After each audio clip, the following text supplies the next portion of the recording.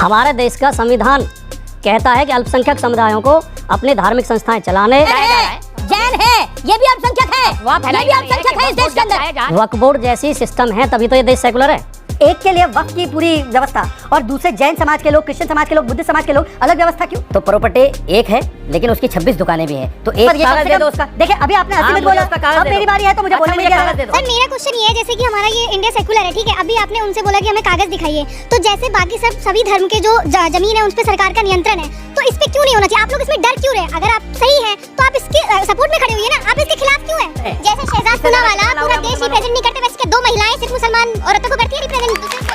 नमस्कार दोस्तों, जनता दरबार की एक और धमाकेदार वीडियो में आपका स्वागत है। दोस्तों आज की डिबेट होने वाली है बीजेपी के प्रवक्ता शहजाद पूनावाला, मुस्लिम स्कॉलर साजिद रशीदी और जनता के बीच में। वक्फ बोर्ड को लेकर चर्चा हो रही थी, जिसमें सपा प्रवक्ता और साजिद रशीदी अपनी अपनी बातें अच्छी तरह से रखी, और जब बीजेपी के प्रवक्ता उन दोनों के बातों को खंडन किया तो साजिद रशीदी चिल्लाने लगे फिर, और डिबेट में साजिद रशीदी कागज मांगने लगे। फिर डिबेट में इन दोनों प्रवक्ताओं की ऐसी क्लास लगाई शहजाद पूनावाला ने, उसे देखकर आपको काफी मजा आ जाएगा। दोस्तों चलिए वीडियो को स्टार्ट करते हैं। चलिए शुरू करते हैं। वक्फ के अमेंडमेंट प्रो गुड गवर्नेंस है, प्रो ट्रांसपेरेंसी है, प्रो गरीब है कि गरीबों को, यतीमों को, बेवाओं को उसका अधिकार मिले। वक्फ की पता है ज़मीन कितनी है? 9 लाख एकड़। 9 लाख एकड़ को मैं आपको साइज में बताता हूँ। एक मुंबई है ना, पूरा मुंबई शहर 1 लाख एकड़, 9 टाइम्स मुंबई, इतना वक्फ के पास ज़मीन है। इनकम कितनी है? 200 करोड़। सच्चर कमेटी ने बोला मिनिमम 12,000 करोड़ आनी चाहिए। अच्छा, 12,000 करोड़ इनकम आएगी तो किसके पास जाएगी?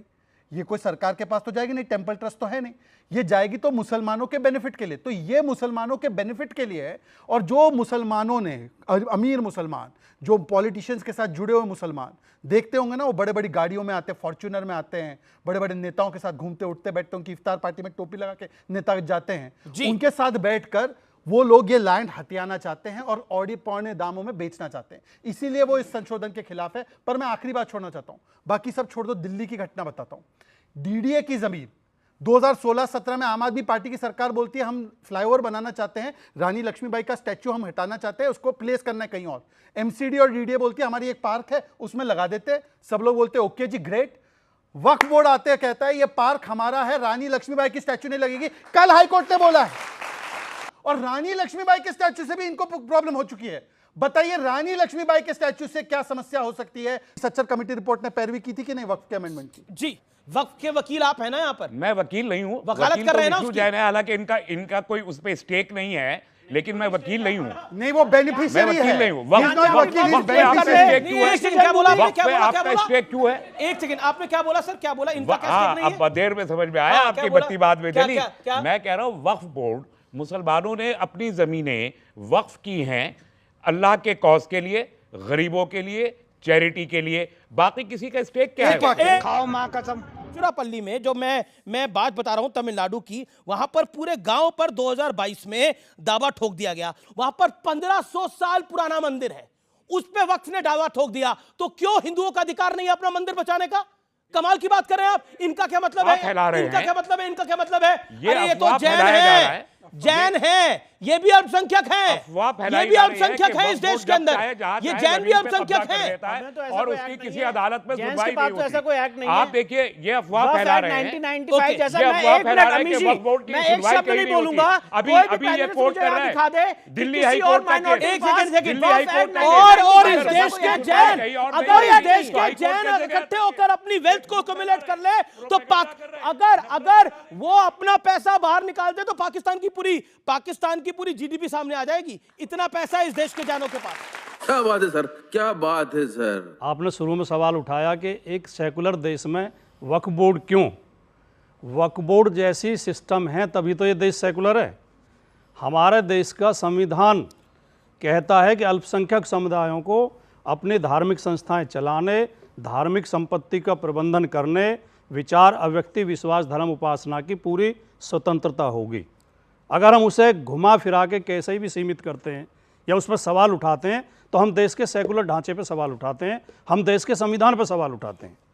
मैं ये बिल्कुल गारंटी नहीं दे सकता कि वक्फ बोर्ड में अनियमितताएं नहीं होंगी या कहीं वक्फ बोर्ड ने कुछ गलत कब्जे नहीं किए होंगे। हो सकता है कुछ कब्जे हों, लेकिन ये भी सच्चाई है कि वक्फ बोर्ड की भी बहुत सारी प्रॉपर्टीज पर कब्जे हैं जिनके मुकदमे वक्फ बोर्ड लड़ रहा है। ये सब दोगलापन है। ये सोच का अंतर करना इसीलिए इनका तो पूरा नारा था संविधान बचाओ। संविधान में एक आर्टिकल है, आर्टिकल 14। आर्टिकल 14 बोलता है कि आपका धर्म चाहे कुछ भी हो, आपको इक्वली ट्रीट किया जाएगा।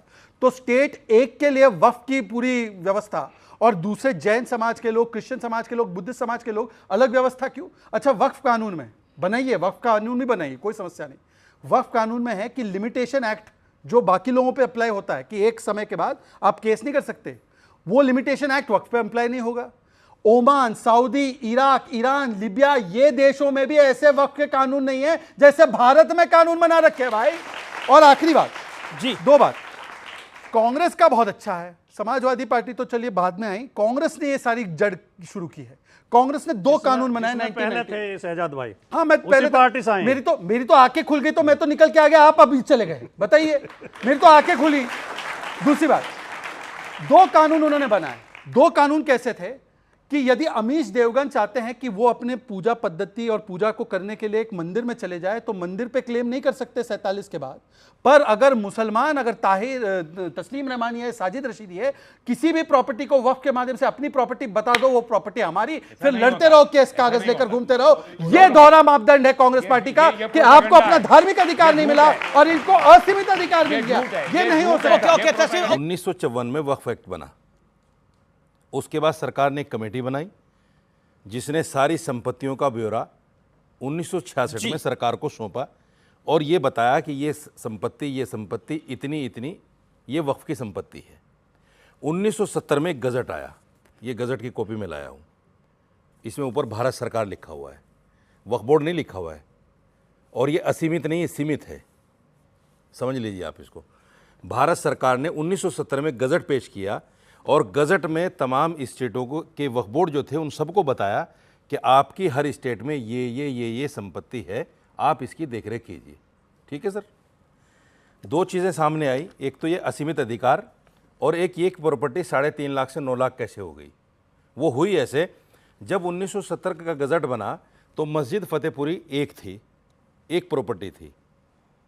उसके बाद में जब गजट के बाद में वक्फ बोर्ड ने उसको जो दुकानें थी उसमें जब अलग अलग करके वो दुकानें दी तो पता चला कि 26 दुकानें भी हैं उसमें। तो प्रॉपर्टी एक है लेकिन उसकी 26 दुकानें भी हैं, तो एक के बजाय वो 26 दुकानों का भी काम करता है। सुन लीजिए, वो 26 हो गई। हाँ, करता है। उसकी प्रॉपर्टी में वक्त दुकानों का भी काम कर रहा है ना, दुकानों का नहीं कर रहा है सिर्फ। अरे भाई, अभी तक इसी कार्यक्रम में आपने सुना, आपने 2.25 मिनट बोला, 2 मिनट बोला, अभी तक आपने सुना कि कोई धार्मिक मामलों के लिए देता है। अभी ये खुद कह रहे हैं कि वहां पर दुकानें हैं, दुकानों में तो धार्मिक काम नहीं हो रहे ना, तो आप खुद पैरवी कर। ऐसा है कि पहले तो मैंने बोला था 9 लाख प्रॉपर्टी नहीं, मैंने बोला 9 लाख एकड़। उन्होंने प्रॉपर्टी, वो सही बोल रहे, 3 लाख एक प्रॉपर्टी से 9 लाख प्रॉपर्टी भी हुई है, पर मैंने 9 लाख एकड़ बोला, मतलब साइज भी जो है वो बड़ी है, उसका हिसाब ये है। जी नहीं, प्लीज सर, बिल्कुल मैंने आपके बीच में नहीं बोला। मौलाना साहब, मैंने पूरा 9 लाख एकड़ हुआ ही नहीं। अरे भाई, मुझे फहरिस्त दे दो भाई, पर ये कागज दे दो उसका। देखिए, अभी आपने असीमित बोला, अब मेरी बारी है तो मुझे बोलने नहीं दिया जा रहा। और मैं आपको बताऊं क्यों नहीं बोलने दिया जा रहा, मैं आपको बताऊं क्यों नहीं बोलने दिया जा रहा, मैं आपको बताता हूं क्यों नहीं बोलने दिया जा रहा है, क्योंकि मैं आपको बताता हूं क्यों नहीं बोलने दिया जा रहा है। मैं आपको, हाँ, सबका 9 लाख एकड़ का कागज, मैं जवाब देने को तैयार, ठीक है, जवाब देने को तैयार, जवाब देने को तैयार। हाँ, ठीक है, कागज चाहिए ना, जैसे पेपर दिया है ऐसे चाहिए। अभी बोले सुनिए। अब आप पेपर लेके आए, आप शांत आप पेपर लेके आए। आपको क्या चाहिए? आपको कागज चाहिए, कागज चाहिए ना। 9 लाख एकड़। इन्होंने क्या बोला, इन्हें क्या चाहिए? कागज चाहिए। चलिए, देखिए इंटरेस्टिंग ये है कि जब अपनी बारी होगी तो कागज नहीं दिखाएंगे, अब इन्हें कागज चाहिए। सर, मेरा क्वेश्चन ये है, जैसे कि हमारा ये इंडिया सेकुलर है, ठीक है, अभी आपने उनसे बोला कि हमें कागज दिखाइए, तो जैसे बाकी सभी धर्म के जो जमीन है उन पर सरकार का नियंत्रण है, तो इस पे क्यों नहीं होना चाहिए? आप लोग इसमें डर क्यों रहे? अगर आप सही हैं तो आप इसके सपोर्ट में खड़े हुई ना, आप इसके खिलाफ क्यों है? मेरा क्वेश्चन यही है। वक्फ बोर्ड सरकार के ही अधीन आता है, उसी की बॉडी बनती है, सरकार का ही चेयरमैन होता है, उसी के मेंबर्स होते हैं। हम तो मुसलमानों की बात, सर, एक सेकंड, मुसलमानों की बात करनी है ना तो मुस्लिम महिलाओं की बात करते हैं। सर, वक्फ बोर्ड में एक भी महिलाएं क्यों नहीं है? सर, बिल में महिलाएं स्टेट से 2 महिलाएं और सेंटर में 2 महिलाएं। अधिकार है बोलने का, ये बोले कि नहीं बोले?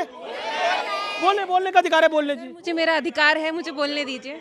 एक सेकेंड सर क्या ये जैसे 7 मेंबरों में 2 महिला मेंबर हैं। जैसे शहजाद पूनावाला पूरा देश रिप्रेजेंट नहीं करते, वैसे क्या 2 महिलाएं सिर्फ मुसलमान औरतों को करती है रिप्रेजेंट दूसरे?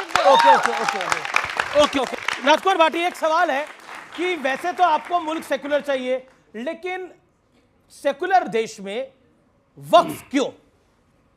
नहीं, मैं जो बहन सवाल पूछ रही है, मैं नहीं कह रहा, हमारा संविधान कहता है हम भारत के लोग भारत को एक सर्वप्रभुत्व संपन्न समाजवादी पंथनिरपेक्ष लोकतंत्रात्मक गणराज्य बनाने के लिए। तो वो वाले हैं कि जो अपने कागज दिखा नहीं सकते, दूसरों से जवाब मांगते, अपने जवाब नहीं दे सकते। अब सुन लीजिए, मेरी बात केवल इतनी है, हाँ तो दिखा दीजिए 15 हॉस्पिटल जो वक्त की जमीन पे चलते हैं। 15 हॉस्पिटल दिखा दीजिए जो वक्त के कागज।